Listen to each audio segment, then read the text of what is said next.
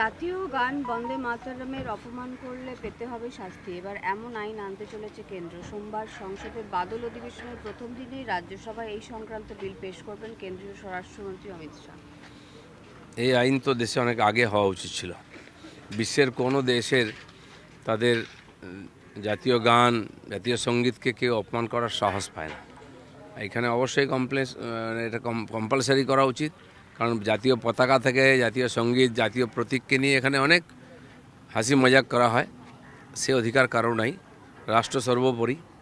এটা আমাদেরকে শেখাতে হবে, আর যে মানবে না তার জন্য আইনি ব্যবস্থা হবে। বঙ্গে মহারাষ্ট্রের এটিএস মডেল এবারে দেখুন, যে সরকার যে কাজ করে সফল হয়েছে সেগুলোকে আমরা এখানে প্রয়োগ করব, কারণ এখানে কোনো মডেল নেই।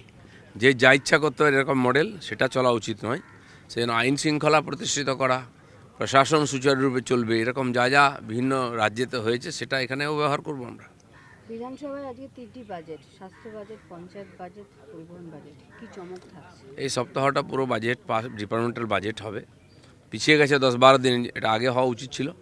সেই জন্য সরকার অলরেডি বাজেটেতে আমাদের মাননীয় অর্থমন্ত্রী ঘোষণা করে দিয়েছেন বিভিন্ন বিভাগকে যেভাবে বন্টন করেছেন অর্থ, এটা তো ঐতিহাসিক, এর আগে এত হয়নি। ভাতা থেকে আরম্ভ করে কর্মচারীদের বেতন বাড়ানো, সবাই খুশি আছেন। তো ডিপার্টমেন্টাল বাজেট যেটা, অনেক ডিপার্টমেন্ট যেগুলো, যেমন আমাদের পঞ্চায়েত ডিপার্টমেন্টে জিরামজির কাজ শুরু হয়েছে। আগে নারেগা ছিল, 4 বছর ধরে বন্ধ ছিল। এই ডিপার্টমেন্টে কোনো কাজই হতো না এই বিষয়ে। 14,000 কোটি টাকার বেশি তাতে আমরা খরচা করব।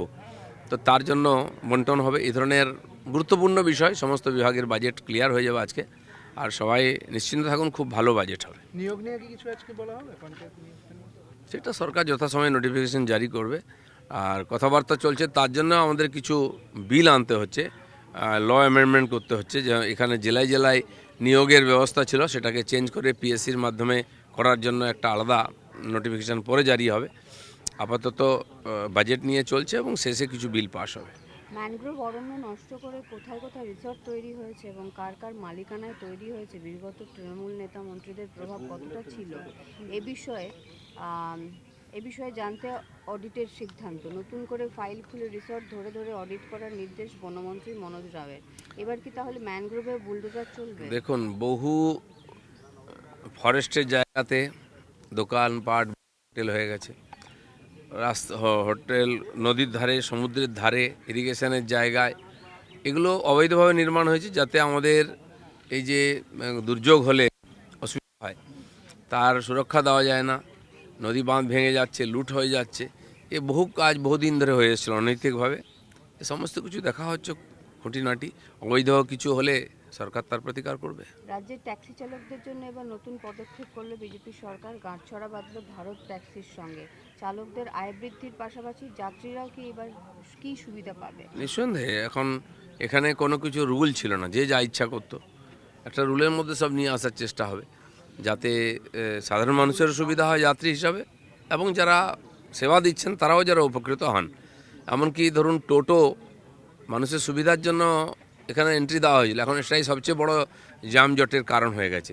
এ নিয়েও সিস্টেমেটিক করার কথা চলছে। আমি তো মেদিনীপুর জেলাতে বলেছি এসপিডিএমকে, তারাও এটাকে একটা রেজিস্ট্রেশন করে সিস্টেমেটিক করার কথা ভাবছেন। 18 বছর 8 দিন 10 মাস পর 10 মাস 8 দিন পর আসছেন তাসলিমা নাসরিন, এবং তাকে চাপ দেওয়া হলো বামেদের পক্ষ থেকে নানান কটূক্তি, এবং তিনি বাধ্য হলেন বলতে যে বিজেপি আমাকে আনছে না, একটা সেকুলার সংগঠন আমাকে আনছে। না, যেখানে গণতান্ত্রিক পরিবেশই ছিল না, তাকে যেভাবে অপমানিত করে তাড়িয়ে দেওয়া হয়েছিল, সেই দিনটা আমি জানি।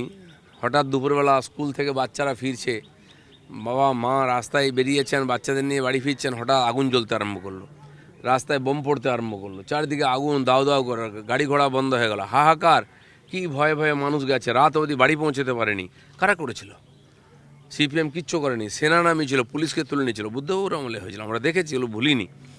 এই ধরনের একটা গত 2-3 বছর বাংলাদেশে যা চলেছে তার চেয়েও খারাপ অবস্থা ছিল এখানে। টিএমসিও ঠিক সেই রাস্তায় হেঁটেছে। তসলিমা নাসরিন কেন? কেউ আসতে পারেন, নাগরিক তার অধিকার আছে। দেশ যদি মনে করে তাকে জায়গা দেবে, দেশের আইন, সে আসতে পারে। তাকে যেভাবে অপমানিত করে তাড়ানো হয়েছিল সেটা আমাদের কাছে লজ্জার। তিনি কি বাঙালি নন? যারা বাঙালি বাঙালি বলে, তিনিও আসবেন। যদি আইনের পক্ষে কোনো অসুবিধা না হয়, কি আটকাতে পারে? আর যারা করেছিল তারা আজকে নিশ্চিহ্ন হয়ে গেছে। তিনি আবার বলছেন যে কেরালাতে এই বাম সরকার থাকাকালীন তিনি অনুষ্ঠান করে গিয়েছেন, বাংলাতে কিসের প্রবলেম প্রশ্ন তুলছেন তিনি নিজে। বাংলাটা পুরো উগ্রপন্থীদের হাতে চলে গেছিল। সিপিএম বলুন, টিএমসি বলুন, পুরোপুরি ওদের হাতে ছেড়ে দিয়েছিল, মৌলবাদীদের হাতে। তাই এই অবস্থা, আইন ব্যবস্থা কিছু ছিল না। সরকার জারি থাক, আইন ব্যবস্থা কেন থাকবে না?